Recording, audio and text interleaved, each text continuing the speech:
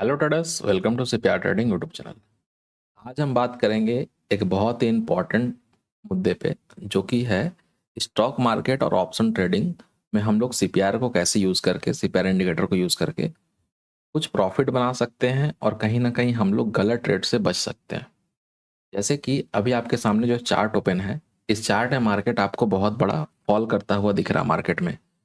तो जहाँ पे बहुत लोग ट्रैप हुए और लोगों का स्टॉप लॉस गया, उसके पीछे का राज क्या था और हम लोग उसको यूज करके कैसे मार्केट में प्रॉफिट भी बना सकते हैं और साथ साथ हम लोग लॉस से भी बच सकते हैं। लेकिन मैं पहले बता दूं कि अगर आप स्टॉक मार्केट में नए हो या फिर स्टॉक मार्केट में अभी तक आपने बहुत टाइम से ट्राई कर रहे हो फिर भी कैपिटल लूज कर रहे हो, तो आपको इस चैनल को सब्सक्राइब करके बेल नोटिफिकेशन दबा लेना चाहिए, क्योंकि पर डे आपके सामने एक वीडियो आता रहेगा जिससे आप लर्न करके बहुत चीज़ सीख सकते हो। तो आज हम सीपीआर इंडिकेटर के कुछ सीक्रेट को अनकवर करेंगे और चलिए शुरू करते हैं। सबसे पहले मैं आपको बता दूं कि आपको सीपीआर इंडिकेटर यूज़ करने से पहले थोड़ा सा प्राइजेक्शन आना ज़रूरी होता है। थोड़ा सा प्राइजेक्शन में हम लोग क्या इंक्लूड करेंगे, बस इस चीज़ को इंक्लूड करेंगे कि मार्केट ऐसे करके नीचे गिरेगा, जो हर वीडियो में बताता हूँ, ऐसे करके ऊपर जाएगा और ऐसे मार्केट साइड में होगा। ठीक है, बस इतना हमें समझना है, बाकी आप सीपीआर इंडिकेटर के ऊपर छोड़ दो, बाकी आपको दे देगा। अब आप यहाँ से समझो मैं ये बात आपको क्यों बोल रहा हूँ।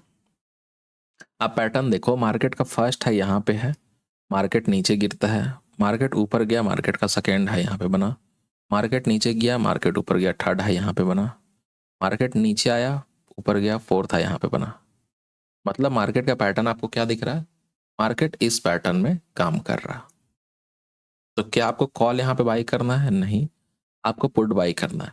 ठीक है, आपको जब पुट बाई करना है और आप 5 मिनट के टाइम फ्रेम पे अगर डेली सीपीआर यूज कर रहे हो और आप पुट बाइंग करने के लिए सोच रहे हो, तो आपको और कौन कौन से बात का यहाँ पे ध्यान रखना पड़ेगा।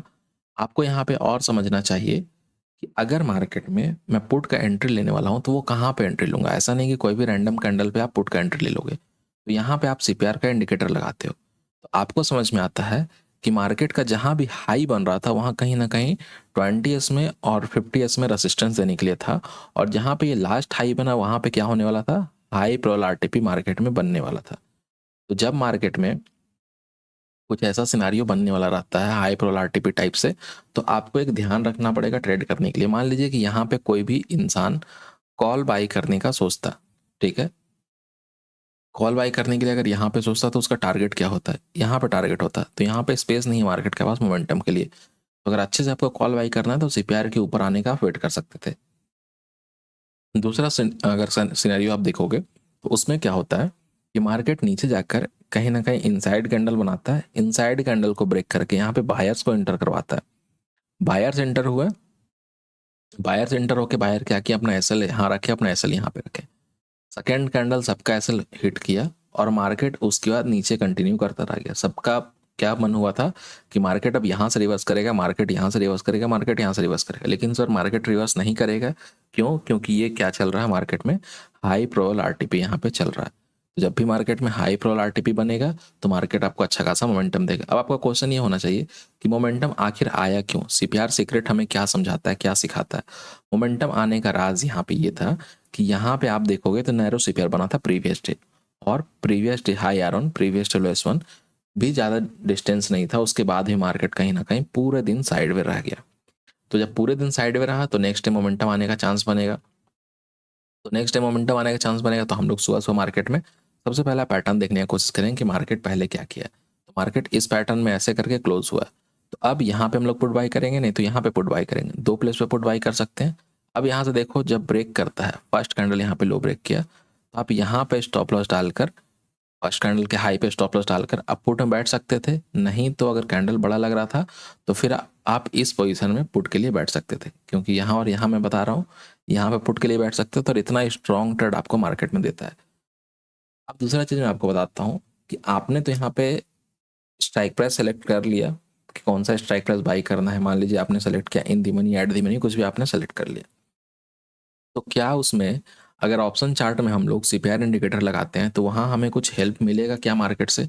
उसके लिए मैं आपको दिखाता हूँ। यहाँ पे ये देखिए एक चार्ट, यहाँ पे ऑप्शन चार्ट यहाँ पे ऑन है, 44,300 का पुट, 44,300 का पुट में अगर आप लोग ध्यान दोगे तो आप कैंडल के हिसाब से देखना, दोनों तरफ 5 मिनट का कैंडल लगा हुआ है, इधर बैंक निफ्टी का चार्ट है, इधर इसका प्रीमियम का चार्ट है। तो प्रीमियम के चार्ट की तरफ आप ध्यान देना कि यहाँ पे सीपीआर क्या बना हुआ, वेरी वेरी नैरो। तो जब बहुत ज़्यादा नैरो सीपीआर बना हुआ है यहाँ पे, जो आपने स्ट्राइक प्राइस चूज़ किया, तो आपको समझ में आ जाना चाहिए कि इस स्ट्राइक प्राइस में मोमेंटम आएगा तो बहुत बड़ा मोमेंटम यहाँ पे आ सकता है।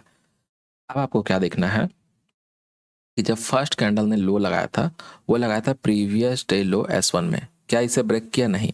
मतलब कहीं ना कहीं प्रीवियस डे लो S1 सपोर्ट कर रहा, इतना ऊपर मार्केट जाके फिर से नीचे आया, क्या इसको ब्रेक किया? नहीं किया।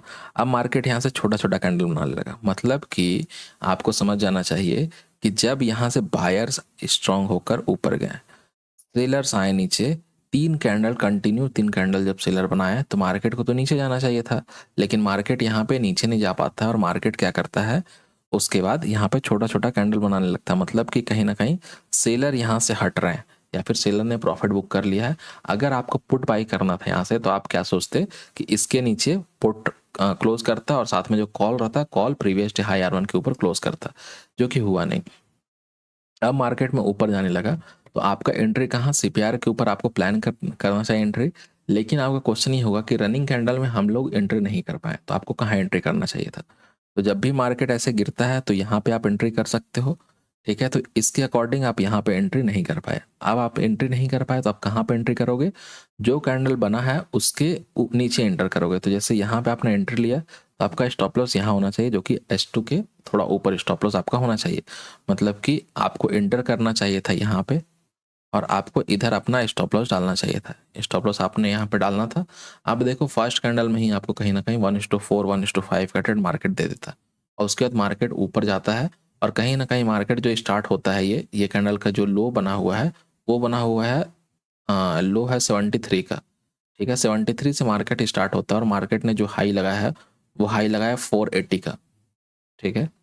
73 से 480, आप समझ जाओ यहाँ पे कितना बड़ा मार्केट मोमेंटम किया है। 400 पॉइंट का मार्केट यहाँ पे मोमेंटम करता हुआ आपको दिखा है, वन साइडेड। तो ये सारा मूव आप कैप्चर कर सकते थे। बाकी आप एडवांस सीपीआर यूज करके भी कैप्चर कर सकते थे, जो कि यहाँ पे आप इंडिकेटर देख रहे हो। और यहाँ बताने की कोशिश करता हूँ कि इसमें और सीक्रेट क्या क्या है, ठीक है। सीपीआर के अंदर और क्या क्या सीक्रेट है जिसको यूज करके हम लोग ट्रेड कर सकते हैं। सबसे पहला है ब्रेकआउट एंड बाउंस, ठीक है। सबसे पहला होगा ब्रेकआउट एंड बाउंस। तो ये स्ट्रेटजी से हम लोग क्या हेल्प करेगा कि जब भी हमारा सीपीआर ब्रेकआउट होता है, ठीक है, सीपीआर ब्रेकआउट होता है और वहां से कैंडल बाउंस करने की कोशिश करता है। जैसे कि आपको मैं कुछ एग्जांपल दिखाऊं, जैसे यहाँ पे आप देखोगे सीपीआर ब्रेकआउट हुआ, फर्स्ट कैंडल उतना खास नहीं हुआ फिर भी, और जब मार्केट नीचे आया तो यहाँ से बाउंस हुआ, ठीक है। इसका मतलब ये हुआ कि एक जब सपोर्ट बन चुका है और वहां पे फिर से जब मार्केट आकर सपोर्ट लेता है तो स्ट्रांग काम करेगा। जैसे ये देखो, ऊपर से नीचे आया, स्ट्रांग मोमेंटम, स्ट्रांग मोमेंटम, ठीक है। हमें कैंडल चाहिए जो नीचे से सीपीआर को ब्रेक किया हो। ये देखो आप, हमारा स्ट्रेटजी क्या है, ब्रेकआउट एंड बाउंस। यहाँ से ट्रेड लो, 1:3 1:4 आपके हाथ में, ठीक है। फर्स्ट स्ट्रेटजी आपको समझ में आ गया। सेकंड क्या है, ट्रेंड राइडर। ट्रेंड राइडर मतलब क्या हो गया कि आप मार्केट में बैठे हो, आपने कोई ट्रेड लिया है, आप उसमें बैठ कैसे सकते हो, उसमें आप बड़ा ट्रेड तक कैसे बैठ सकते हो, मतलब बड़ा प्रॉफिट कैसे ले सकते हो। उसके लिए आपको क्या करना पड़ेगा कि सीपीआर इंडिकेटर के साथ साथ आपको मूविंग एवरेज के साथ बैठना पड़ेगा, जहां आपको समझ में आ जाएगा कि ट्रेंड से मुझे निकलना कब है। जैसे कि मान लीजिए कि यहाँ पे आपने बाई किया है, ठीक है, यहाँ पे आपने बाई किया है और आपने देखा कि जब मार्केट एक हाई लगाता है तो कहीं ना कहीं 20 में से बहुत फार हो चुका है ये।